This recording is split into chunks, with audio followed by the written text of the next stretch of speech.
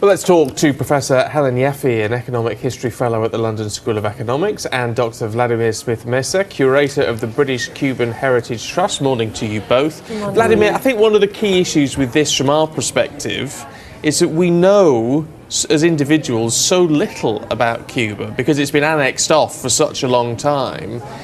Is this going to open Cuba to the rest of the world, do we think? Indeed, yeah, and that is what we hope that will be the major achievement of Obama's visit.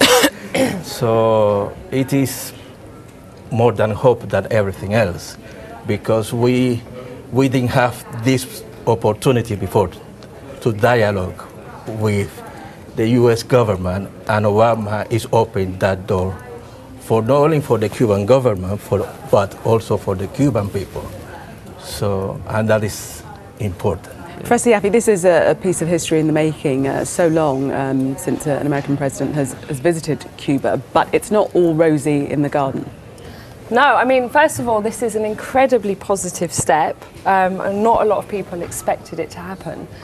But there are some serious issues of contention between the two countries that remain to be resolved. Predominant among them is the fact that the US blockade or embargo of Cuba remains in place and has a terrible human and economic cost for Cuba throughout the entire history of the Cuban Revolution. And there's also the issue of the territory which is currently occupied by the United States in Guantanamo, where they have the naval base.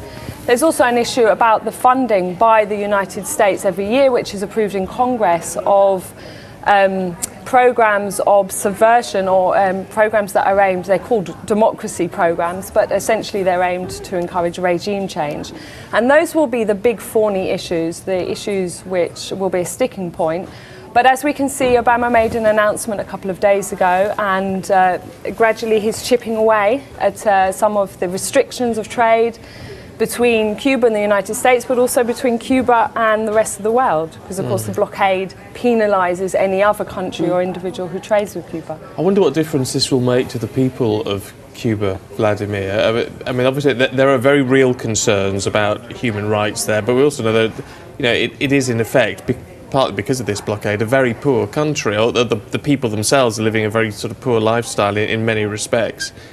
Is Cuba going to change fundamentally if this continues along this path? But I am only a Cuban citizen, so I am not part of the government. I am even a resident in Britain.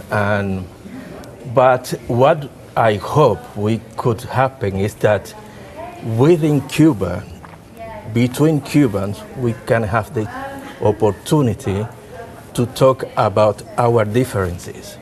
Because there is a reality. There are people who don't support socialism of Fidel Castro, Raúl Castro. And they are also Cuban, and they also have the right to to say something on the matter in a national level. So I think all this will take time. But Obama opened the door for this dialogue. We didn't have dialogue before. And this is a unique historical moment for us. And also, it is very symbolic because in Cuba, we are celebrating 130th anniversary of the end of slavery. So to have the first Afro-American president to visit us in this particular year is very... It's going to be very interesting to watch. We'll monitor it very closely, of course, but this is a long process indeed. For all the sides here. Thank you both for talking to us this morning. Thank you. Thank you very much indeed.